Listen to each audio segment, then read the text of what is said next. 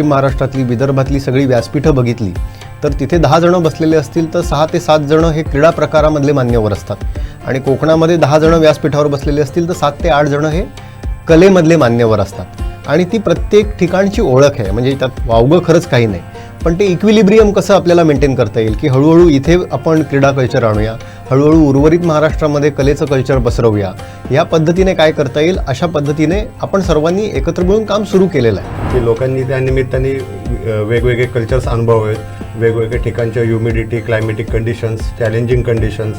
जसं कोकणामधल्या मॅरेथॉन ह्या खरोखर चॅलेंजिंग आहेत की तुम्हाला इलिव्हेशन आणि ह्या गोष्टींचे सराव होईल. वातावरणातले बदल हे शरीराला अनुकूल परिस्थितीमध्ये करणं सोपं जातं, पण तिथे जाऊन जर चॅलेंजेस राहतात, ते सरप्राइजेस. त्यामुळे प्रॅक्टिस आणि न्यूट्रिशन्स ह्या 2 गोष्टी खूप महत्त्वाच्या राहतात. ते माइंडसेट, दुसरं म्हणजे स्किल सेट आणि तिसरं म्हणजे टूल सेट. तर आपण जर 100% या 3 गोष्टी जर आपण डिस्ट्रीब्यूट करायच्या म्हटल्या तर त्याच्यामध्ये माइंडसेट 70% आहे आणि स्किल सेट आणि टूल सेट हे उरलेल्या 30% आहे. आणि कोकणामध्ये किंवा ग्रामीण भागामध्ये किंवा Tier 3, Tier 4 सिटीमध्ये जी राहणारी मुलं आहेत किंवा जे ॲथलीट आहेत त्यांचा माइंडसेट खूप स्ट्रॉंग असतो, कारण घरातनं बाहेर पडल्या चढ उताराचे रस्ते आहेत, सहजासहजी कुठली गोष्ट मिळत नाही, म्हणजे एखादी गोष्ट मिळवावी लागते. तर त्यामुळे ते झगडणं जे आहे ना हे आतमध्ये आपल्या ऑलरेडी आहे.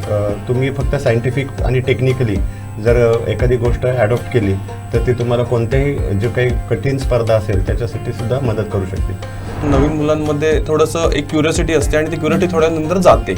तर त्याच बाबतीत सांगायचं झालं तर ती कन्सिस्टन्सी खूप महत्त्वाची आहे. मॅरेथॉन किंवा कॉम्रेड्स, आयर्नमॅन हे सेटल झाल्यानंतरच आपण करू शकतो, कारण तुम्ही स्ट्रगलिंग अवस्थेमध्ये तुमचे आर्थिक ओढाताण असताना इकडनं तिकडनं मदत मागून ह्या गोष्टी करू शकत नाहीत. त्यामुळे मी सर्वांना हेच सांगेल की अगोदर तुम्ही आर्थिक स्टॅबिलिटी करा, घरातल्यांना मुलांना चांगल्या शिक्षणाच्या सोयी उपलब्ध करून द्या. आपला RHS हे जर कॉम्रेड असेल तर LHSला काय लागेल हे डोक्यामध्ये आपण विचार करायला सुरुवात केली की त्यातलं पहिलं आहे की सकाळी 6 वाजता उठून आधी धावायला सुरुवात करायची आहे. हे जेव्हा सातत्यपूर्ण होत राहतं ते धावत असताना डोपामेन तुमच्या शरीरामधनं जे रिलीज होतं त्याच्यातनं नवनवीन कल्पना येतात आणि तुमचं जे डेली लाईफस्टाईल आहे त्या लाईफस्टाईलमध्ये सुद्धा तुम्हाला वेगवेगळ्या चांगल्या कल्पना येऊन तुमचं आर्थिक उत्पन्न वाढायलाही मदत होते, हे सत्य आहे. तर हे सगळं करायचं असेल आपल्याला, जर आपलं कल्चर ही चळवळ मोठी करायची असेल, कोकण मोठं करायचं असेल, आपल्याला संस्कृती चांगली करायची असेल तर मी सांगेन की सुरुवात आपण आपल्यापासूनच करणं गरजेचं आहे. सावंतवाडी 12 तास रन याविषयी तुम्ही सगळ्यांनीच ऐकलेलं असेल. यंदाचं हे 6वं वर्ष आहे. दरवर्षी काही ना काही हटके आयडिया घेऊन ही टीम काम करत असते. हीच परंपरा यावर्षी सुद्धा जपण्यात आली आहे. अनेक मोठमोठ्या मॅरेथॉन स्पर्धांमधील सहभागी रनर्स या यंदाच्या मोहिमेत सहभागी होण्यासाठी खास सावंतवाडीत आलेत. याच बाबत आज आपण संवाद साधणार आहोत, त्याची माहिती जाणून घेणार आहोत आणि आपल्या मान्यवरांची ओळख देखील करून घेणार आहोत, त्यांचा प्रवास समजून घेणार आहोत आणि आपल्या संवादाला सुरुवात करणार आहोत. सर्वप्रथम तुम्हा तिघांचंही मनपूर्वक स्वागत कोकण 7 लाईव्हच्या या खास संवादामध्ये. मी पहिल्यांदा सर तुमच्याकडे येते. तुम्ही तुमची ओळख करून द्या, तुमची माहिती द्या आणि तुमचा प्रवास एकंदरीत कसा होता हे अगदी थोडक्यात सांगा. नमस्कार, माझं नाव डॉक्टर प्रकाश ठोंबरे. मी पुण्यामध्ये राहतो. मी प्रोफेशनने आयुर्वेदिक डॉक्टर आणि आयुर्वेदिक कॉलेजला प्रोफेसर आहे. मी कॉम्रेड्स मॅरेथॉन जी साऊथ आफ्रिकेमधली असती ती 2022 पासून पूर्ण करत आहे. माझी यावर्षी 5वी कॉम्रेड्स मॅरेथॉन कंप्लीट झाली. माझे मित्र आहेत ओंकार, त्यांनी मला 5 वर्षापासून ते माझ्या मागे लागले होते की सर सावंतवाडीला या. तर मी ह्यावर्षी त्याला नक्की कमिटमेंट केली ह्यावर्षी कॉम्रेड झाल्यानंतर की सावंतवाडीचा 12 तासाचा रन करायला मी नक्की तुझ्या सिटीमध्ये येऊ आणि इतरही लोकांना आम्ही एनकरेज करू. सर मी आता तुमच्याकडे येते, तुमची ओळख जाणून घ्यायला मला नक्की आवडेल. नमस्कार, मी अभिजित पळ्याळ. मी रत्नागिरी राहतो, रत्नागिरी शहरामध्ये. मी आत्ताच 2026 साली झालेल्या कॉम्रेड स्पर्धेत अफील स्पर्धेमध्ये रॉबर्ट मिशेल हे मेडल मिळवलं आहे. 9 तास 50 मिनिटात मी स्पर्धा पूर्ण केली आहे. तसेच अनेक अल्ट्रा मॅरेथॉन, फुल मॅरेथॉन, हाफ मॅरेथॉन देखील मी केलेले आहेत यापूर्वी. आणि इथून पुढे आम्ही कोकणाचं कल्चर, स्पोर्ट कल्चर कसं चांगलं होईल यासाठी आम्ही प्रयत्न करतोय आणि प्रयत्न करत राहू. धन्यवाद. देवस्थळी सर, तुमची काय ओळख आहे? तुम्ही किती वर्ष या सगळ्या फील्डमध्ये कार्यरत आहात आणि तुमचा प्रवास नेमका कसा सुरू झाला? नमस्कार सगळ्या दर्शकांना. बाय प्रोफेशन मी डेटा सायंटिस्ट आहे. 16 वर्ष कॉर्पोरेटमध्ये काम केल्यानंतर 2020 साली कोविड एक ब्लेझिंग इन डिस्गाईज अशा पद्धतीने माझ्या आयुष्यात आलं आणि मी पुन्हा रत्नागिरीमध्ये माझ्या होमटाऊनला आलो आणि तिथे स्पोर्ट्स टुरिझम हा मुख्य आयाम घेऊन सुवर्णसूर्य फाउंडेशनची स्थापना केली. 2021 सालापासून सायकलिंग, रनिंग या ॲक्टिव्हिटी आपण कोकणामध्ये सुरू केल्या. आता फक्त आयोजक न राहता आपण देखील या सर्व स्पर्धांमध्ये सहभागी झालं पाहिजे म्हणून 200 किलोमीटरची BRM असेल किंवा विविध अल्ट्रा मॅरेथॉन असतील किंवा सलग 2 वर्ष साऊथ आफ्रिकेमध्ये कॉम्रेड मॅरेथॉन असेल, या सर्व मॅरेथॉन माझ्याकडनं पूर्ण झाल्या. आता पूर्ण झाल्या मी याच्यासाठी म्हणतो कारण आपले कोकणातले चढ उताराचे नागमोडी रस्ते, आपले पूर्वज सर्व या रस्त्यांवरनं चाललेत आणि तेव्हा या सोयीसुविधा नव्हत्या ज्या आत्ता आहेत, गाडी घोडे नव्हते. तर त्यामुळे ते इनहेरिटन्स कुठेतरी आमच्याकडे आलं आणि म्हणून ते पूर्ण झालं आहे. तर या सुवर्णसूर्य फाउंडेशनच्या माध्यमातून, कोकण कोस्टल हाफ मॅरेथॉनच्या माध्यमातून आणि गणपतीपुळे अल्ट्रा मॅरेथॉनच्या माध्यमातून आम्ही सर्व जगाला सांगतो की तुम्ही कोकणामध्ये या. आणि आपलं ॲस्पिरेशन आहे की 2047 सालापर्यंत 1 कोटी क्रीडा पर्यटक कोकणामध्ये आले पाहिजेत, सिंधुदुर्गामध्ये आले पाहिजेत, रत्नागिरीमध्ये आले पाहिजेत, सावंतवाडी 12 अवर्स सारख्या उपक्रमाला आले पाहिजेत आणि प्रत्येकाने येऊन 200 रुपये खर्च केले पाहिजेत या शहरामध्ये, जेणेकरून कोकणाचं आर्थिक उत्पन्न 200 कोटी रुपयाने वाढेल. तुम्ही 2 गोष्टी या माध्यमातून सांगितलेत. एक म्हणजे स्पोर्ट्स कल्चर तुम्ही म्हटलात आणि स्पोर्ट्समधून आर्थिक उलाढालसुद्धा व्हायला पाहिजे हा तुम्ही उद्देश नमूद केलेला आहे. हे सगळं साध्य करायचं असेल तर नेमकं त्यासाठी काय काम करावं लागेल आणि सगळ्यात महत्त्वाचं आहे आपल्याकडे ती म्हणजे मानसिकता. तर तुम्ही दोघेही खरं तर रत्नागिरीतले आहात, कोकणातीलच आहात आपल्या. तर तुम्हाला याबाबतचं काय वेगळेपण वाटतं? इथली मानसिकता स्पर्धेविषयीची किंवा क्रीडा या क्षेत्राविषयीची काय जाणवते? मी एक गोष्ट अशी प्रकर्षाने लक्षात येते की मागच्या वर्षी कोकण प्रमोट करण्यासाठी संपूर्ण महाराष्ट्र दौरा आपण केला आणि त्याच्यामध्ये असं लक्षात आलं की पश्चिम महाराष्ट्र असेल, उत्तर महाराष्ट्र असेल, मराठवाडा असेल, विदर्भ असेल, इथे कोकणाच्या तुलनेने स्पोर्ट्स कल्चर खूप जास्त आहे आणि कोकणामध्ये कलेचं कल्चर खूप जास्त आहे.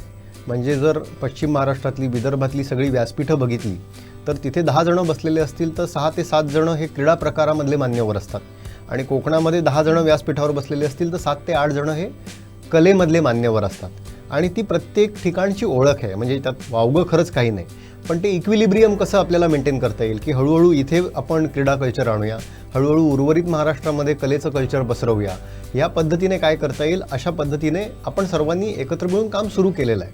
आणि सगळ्यात महत्त्वाची गोष्ट आम्हाला कॉम्रेड्समध्ये ही जाणवली. साऊथ आफ्रिकेमध्ये गेली 100 वर्ष ही मॅरेथॉन होती आहे आणि तिथे जवळपास 22,000 जणं धावतात, 90 किलोमीटरचं अंतर धावतात. या मॅरेथॉनला असं म्हटलं जातं की जगातली सगळ्यात जुनी, सगळ्यात मोठ्या अंतराची आणि सगळ्यात अवघड अशा पद्धतीची ही मॅरेथॉन आहे.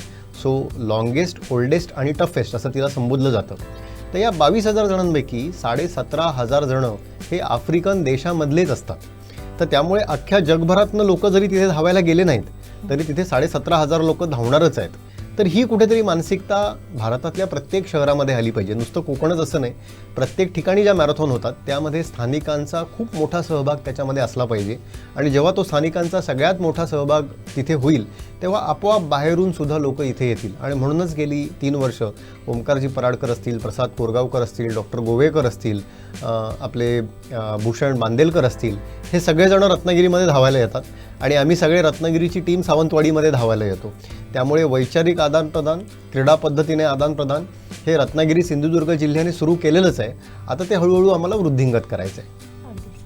मला सांगायला आवडेल की आता रत्नागिरी, सिंधुदुर्गमधून चांगले प्लेयर्स तयार होतात ॲक्च्युली आणि त्यांना जर भविष्यात चांगली संधी पाहिजे असेल तर इथे त्या पद्धतीच्या इथे तयारीसाठी करण्यासाठी वगैरे तंत्रज्ञान असणं अपेक्षित आहे, चांगली ग्राउंड्स असणे अपेक्षित आहे, चांगले रस्ते असणे अपेक्षित आहे. आता सुविधा आहेत, खूप चांगल्या आहेत म्हणता येणार नाही पण आहेत, पण त्या बेसिक आहेत. पण इथून पुढे जर आपल्याला स्पोर्ट कल्चर चांगलं वाढवायचं असेल तर इथे चांगल्या पद्धतीच्या यंत्रणा उभा करणं खूप गरजेचं आहे कोकणामध्ये की जेणेकरून त्याचा भविष्यात येणाऱ्या तरुण पिढीला याचा खूप जास्त उपयोग होईल. नक्कीच. मी सर तुमच्याकडे येते, ठोंबरे सर. तुम्ही पुण्यात राहता आणि पुण्यात राहून तुम्ही अशा मोठमोठ्या स्पर्धांमध्ये सहभाग नोंदवत असता, स्वतः तुम्ही डॉक्टरीसुद्धा करताय. तर ह्या सगळ्या गोष्टी कशा काय साध्य करताय? आता तुम्ही कोकणात आलात खास या रनसाठी, तर तुमचे अनुभव काय आहेत या वेगवेगळ्या स्पर्धांमधले असतील किंवा आता कोकण आल्यानंतर कोकणातला तुमचा अनुभव काय आहे? पुण्यामध्ये मी 2015-16 पासून रनिंग सुरू केली. पुण्यामधलं कल्चर खूपच उत्साहवर्धक असतं. म्हणजे पिंपरी चिंचवड, पुण्यातले जे काही खराडी भाग आहे, विमाननगर आहे, सिटीमध्ये बालेवाडीला तुम्ही बघाल तर एक जून जुलैनंतर साधारणतः महिन्यामधनं एक दोन हाफ मॅरेथॉन किंवा महत्त्वाच्या 2-4 फुल मॅरेथॉन ह्या पुण्यामध्ये रेग्युलर होत असतात. उलट पुणेकरांना आता त्याची अडचण वाटायला लागली की तुम्ही आम्हाला का त्रास देताय आणि तुम्ही डिस्टर्ब करताय. त्यामुळे ह्या गोष्टीमुळे पुणे इंटरनॅशनल सारखी सर्वात जुनी मॅरेथॉन आता त्यांना रात्री सुरू करावं लागते. हे खरं दुर्भाग्य आहे की मुलं एनकरेज झाली पाहिजेत. शाळेत शिकणाऱ्या मुलांना दिवसा जर त्यांना इंटरनॅशनल रनर्स पळताना दिसले तर त्यांच्यामध्ये सुद्धा ती कुठेतरी जे आम्हाला लहानपणी वाटायचं की अरे एवढे मोठे मोठे लोक येतात आणि पळतात पुण्यातल्या रस्त्यावरनं. आता पुण्यातल्या रस्त्यावर माणसांना व्यायामासाठी जागा नाही, कुठंच काही नाही आहे. उलट गाड्या चालवणाऱ्या लोकांना असं वाटतं की हे आपल्याला डिस्टर्बन्स करतायत.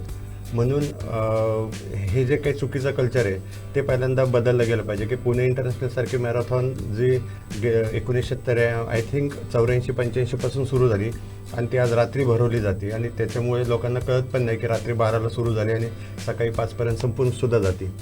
उलट त्या मनाने आता प्रसाद सर ज्या म्हटले त्या पद्धतीने आता नवीन ठिकाणी आपण एनकरेज करायला पाहिजे जेणेकरून टुरिझम हा विषय मला आता खरोखरच कौतुकास्पद वाटला की लोकांनी त्या निमित्ताने वेगवेगळे कल्चर्स अनुभवावेत.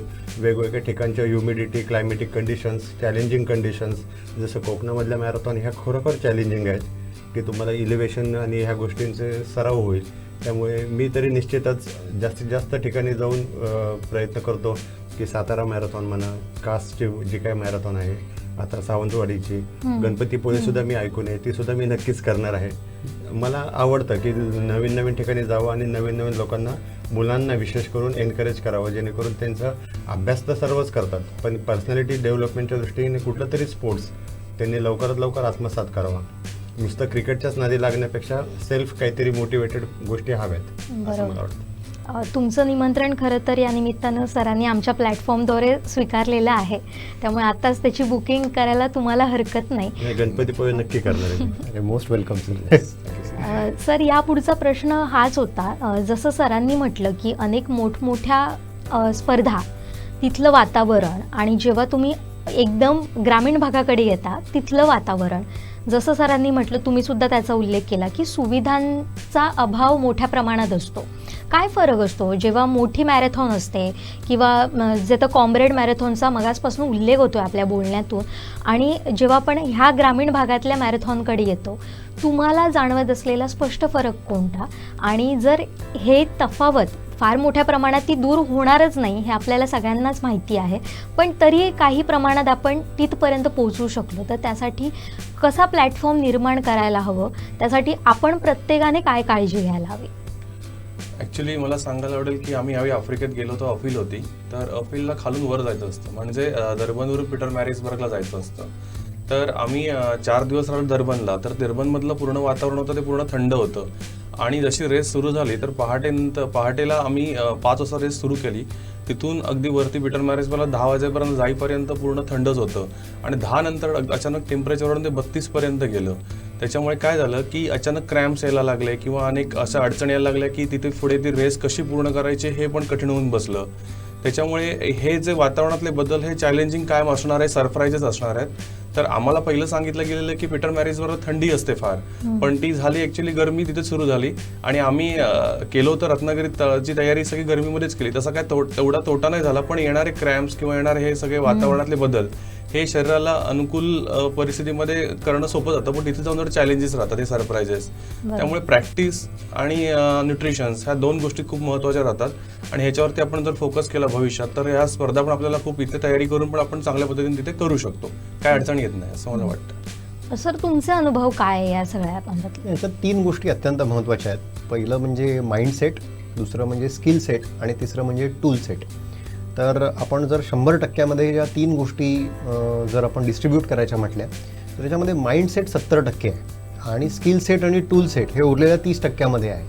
आणि कोकणामध्ये किंवा ग्रामीण भागामध्ये किंवा Tier 3, Tier 4 सिटीमध्ये जी राहणारी मुलं आहेत किंवा जे ॲथलीट आहेत त्यांचा माइंडसेट खूप स्ट्रॉंग असतो, कारण घरातनं बाहेर पडल्या चढ उताराचे रस्ते आहेत. सहजासहजी कुठली गोष्ट मिळत नाही, म्हणजे एखादी गोष्ट मिळवावी लागते. तर त्यामुळे ते झगडणं जे आहे ना हे आतमध्ये आपल्या ऑलरेडी आहे आणि त्याचा खूप फायदा होतो. आता माइंडसेट स्ट्रॉंग झाल्यानंतर तिथल्या वातावरणाशी कसं एकरूप व्हायचं, कशा पद्धतीने प्रॅक्टिस करायची, तर त्याच्यासाठी सातत्य अत्यंत गरजेचं आहे. आणि म्हणून सावंतवाडी 12 आवर रनसारखा उपक्रम जो सलग 6व्या वर्षी होतो आहे. म्हणजे 12-12 तास रात्री धावणं ही सोपी गोष्ट नाही आहे, पण असा वेडेपणा करणारी वेडी माणसं होणं अत्यंत गरजेचं आहे. आणि जितके जास्त वेडे लोक होतील तितकं संपूर्ण शहाणं जग लवकर तयार होईल असं मला वाटतं. फार महत्त्वाचा मुद्दा तुम्ही मांडला की माइंडसेट आणि स्किल या दोन्ही गोष्टी तितक्याच महत्त्वाच्या आहेत. जर तुम्ही जर माइंडसेट जर व्यवस्थित केला तर स्किल ज्या काही असतील त्या थ्रू तुम्ही पुढे जाऊ शकता. सर, हाच प्रश्न मला तुम्हालाही देखील विचारायचा आहे, तुमचंही मला अनुभव जाणून घ्यायचा आहे. तुम्ही अशा कुठल्या स्पर्धांमध्ये सहभागी झाला होता आणि तिकडचे तुमचे अनुभव काय आहे? मागच्या वर्षीची कॉम्रेड्स मॅरेथॉन झाल्यानंतर मी 1 नोव्हेंबरला मलेशियामधली फुल आयर्नमॅन ही जी स्पर्धा होती ती कंप्लीट केली. फुल आयर्नमॅनमध्ये 3.8 किलोमीटर स्विमिंग असतं, 180 किलोमीटर सायकलिंग असतं आणि 42 किलोमीटर रनिंग असतं. हे तिन्ही तुम्हाला 17 तासाच्या आत करायचं असतं. आणि जूनमध्ये कॉम्रेड्स झाल्यानंतर माझ्याकडे फक्त 3 ते 4 महिने होते. परंतु मी कोणताही कोच किंवा बाह्य कुठल्याही मार्गदर्शकाची मदत न घेता मी माझा प्लॅन तयार केला आणि स्विमिंग, सायकलिंग आणि रनिंग तिन्ही व्यवस्थित सायंटिफिक पद्धतीने मॅनेज केलं. आणि 1 नोव्हेंबरला मी लंकावी इथली जी फुल आयर्नमॅन होती ती 15 तास 27 मिनटामध्ये कंप्लीट केली. तर मला सांगायचं ह्याच्यामधून एकच आहे की तुम्ही फक्त सायंटिफिक आणि टेक्निकली जर एखादी गोष्ट ॲडॉप्ट केली तर ती तुम्हाला कोणत्याही जो काही कठीण स्पर्धा असेल त्याच्यासाठी सुद्धा मदत करू शकते. कॉम्रेड स्पर्धासुद्धा अशीच आहे की लोकांना असं वाटतं की बापरे 90 किलोमीटर तुम्ही कसं काय पळता आणि 12 तास तुम्ही ठेवू शकता का तुमची कन्सिस्टन्सी, किंवा आजची 12 तासाचं रन आहे हे तुम्ही कसं काय करू शकता. तर ह्याच्यामध्ये सर्व सायंटिफिक आहे. मॅरेथॉन पळणं किंवा फुल आयर्नमॅन करणं, हाफ आयर्नमॅन करणं, अल्ट्रा स्विम करणं ह्या किंवा 600 किलोमीटरची BRM करणं, तुम्हाला सर्व काही गोष्टी ह्या हार्ट रेट बेस जर तुमचं नॉलेज असेल तर त्या पद्धतीने जर तुम्ही अडॉप्ट केलं बॉडीला आणि न्यूट्रिशन आणि हायड्रेशन प्रॉपर केलं तर 12 ताससुद्धा तुम्ही आरामात रन करू शकता. आणि डिस्टन्स हे ॲटोमॅटिक कवर होत असतं. तुम्हाला फक्त तुमची बॉडीचे जे काही रिस्पॉन्सेस आहेत ते फक्त फील करायचे असतात. आता तुम्ही अनेक मुद्दे सांगितले किंवा अनेक सल्लेसुद्धा दिले बोलता बोलता तुम्ही तिघांनी. पण जेव्हा नवीन मुलं यामध्ये येत असतात किंवा त्यांना अशा स्पर्धांमध्ये सहभागी व्हायचं असतं, मुळात आधी स्पर्धा म्हटलं किंवा क्रीडा म्हटलं की घरातल्यांची मानसिकता थोडी वेगळीच आपल्याला पाहायला मिळते. म्हणजे यात काय आहे, तू धावून काय करणार आहेस किंवा तू नुसतं खेळून काय करणार आहेस. पण आता परिस्थिती बदलती आहे, बराच बदल दिसतो, अनेकांचं म्हणणं बदलतंय. पण तरी कुठेतरी एक आर्थिक स्थिरता इथे पूर्ण असेलच असं आपण काही सांगू शकत नाही. मग अशा वेळी तुम्ही काय सल्ले द्याल? ॲक्च्युली अतिशय खर्चिक गेम जर कुठला असेल तर मी म्हणेल आयर्नमॅन आहे. म्हणजे आयर्नमॅनसाठी किती खर्च झाला हे अजून मी माझ्याच घरी सांगितलेलं नाही की लाखामध्ये खर्च होतो आयर्नमॅनसारखी स्पर्धा. आणि तुम्ही अतिशय महत्त्वाचा मुद्दा काढला की इवन साधं कॉम्रेड्स जरी म्हटलं तरी कॉम्रेड्सचा ऑन अन ॲव्हरेज खर्च 1.5 लाखापर्यंत जातो. त्यामुळे तुमची आर्थिक स्टॅबिलिटी असणं हे अति आवश्यक आहे. म्हणूनच लोक अल्ट्रा जे काही इव्हेंट्स आहेत किंवा अल्ट्रा मॅरेथॉन किंवा कॉम्रेड्स, आयर्नमॅन हे सेटल झाल्यानंतरच आपण करू शकतो. कारण तुम्ही स्ट्रगलिंग अवस्थेमध्ये तुमचे आर्थिक ओढाताण असताना इकडनं तिकडनं मदत मागून ह्या गोष्टी करू शकत नाहीत.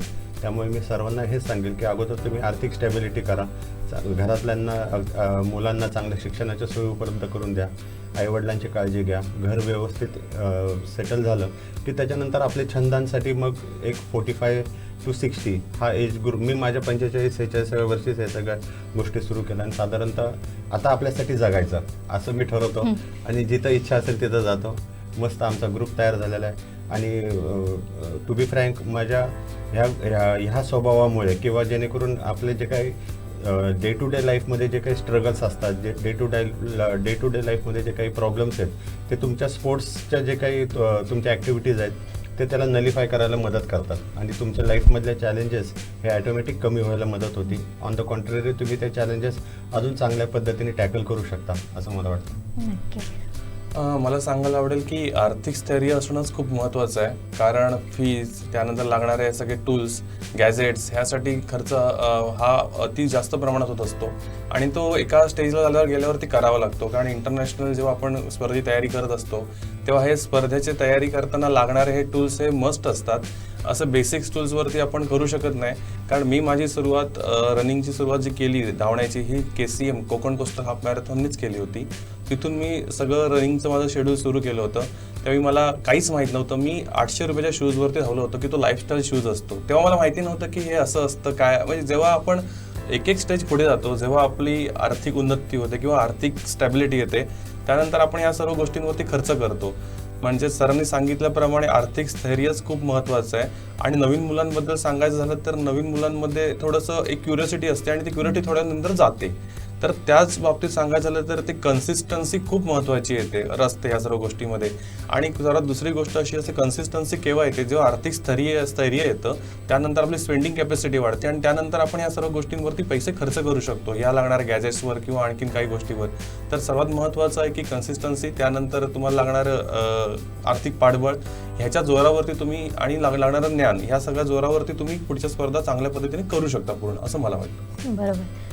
तुम्ही युवा प्रतिनिधित्व करताय खरं तर दोघे, आणि आता सर तुमच्याच सारखे माइंडसेट ठेवून आहेत, त्यामुळे तुम्हाला हा प्रश्न अधिक छान पद्धतीनं तुम्ही समजवून सांगू शकता. नाही, आता ह्याच्यामध्ये खरंच अत्यंत महत्त्वाचं आहे की खूप गोष्टी खर्चिक आहेत. पण तो शाहरुख खानचा एक डायलॉग आहे ना की किसी चीज़ को आप बड़ी शिद्दत से चाहो तो पूरी कायनात उसे आपको मिलाने में जुट जाती है. तर ते अत्यंत महत्त्वाचं आहे.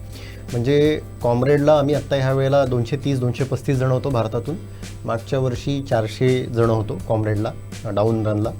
त्याच्यामधले एक 15-20 जण असे होते की ज्यांना त्याची स्पॉन्सरशिप मिळाली होती. आता ही स्पॉन्सरशिप कशी मिळते, तर समाजातल्या प्रतिष्ठित लोकांचं, समाजाचं तुमच्याकडे लक्ष असतं. तुम्ही आपल्या गावासाठी, आपल्या शहरासाठी, आपल्या जिल्ह्यासाठी, आपल्या देशासाठी त्याचं नाव मोठं व्हावं यासाठी काय करताय हे समाजात तुमच्याकडे पाहत असतो. आणि जसं अभिजित सरांनी सांगितलं किंवा ठोंबरे सरांनी सांगितलं की तुम्ही जेव्हा सातत्यपूर्ण ह्यासाठी प्रयत्न करत असताना तेव्हा तुम्ही समाजाच्या जास्त नजरेमध्ये येता.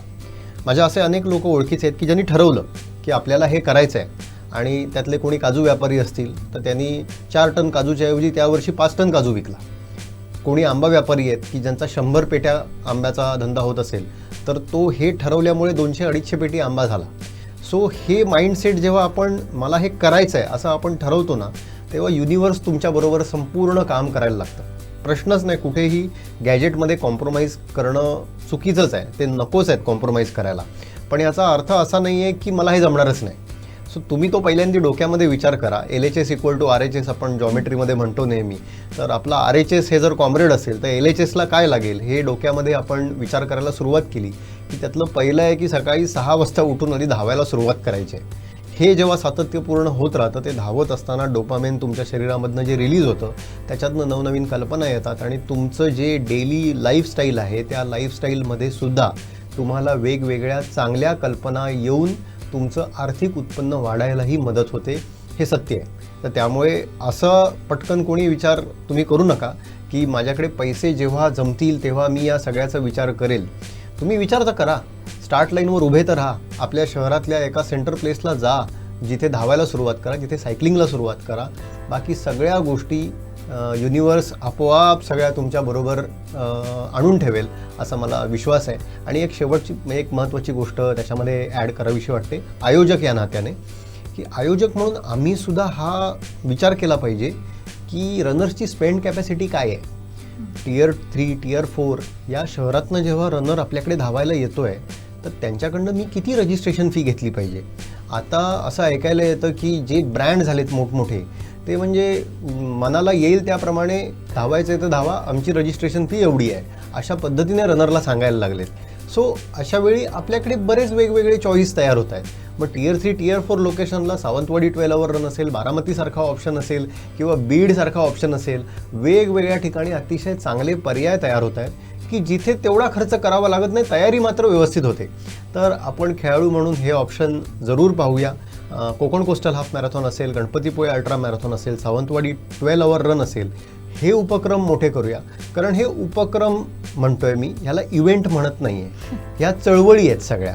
तर ह्या चळवळी जोपर्यंत डॉक्टर गोवेकर, ओंकार पराडकर किंवा भूषण मांदेलकर हे रनर्स लोक हँडल करतायत, तोपर्यंत ती चळवळच राहणार आहे. तर त्यामुळे स्थानिक लोकांनी जास्तीत जास्त या उपक्रमामध्ये सहभागी होऊया. बाकी universe will take care of it. नक्कीच.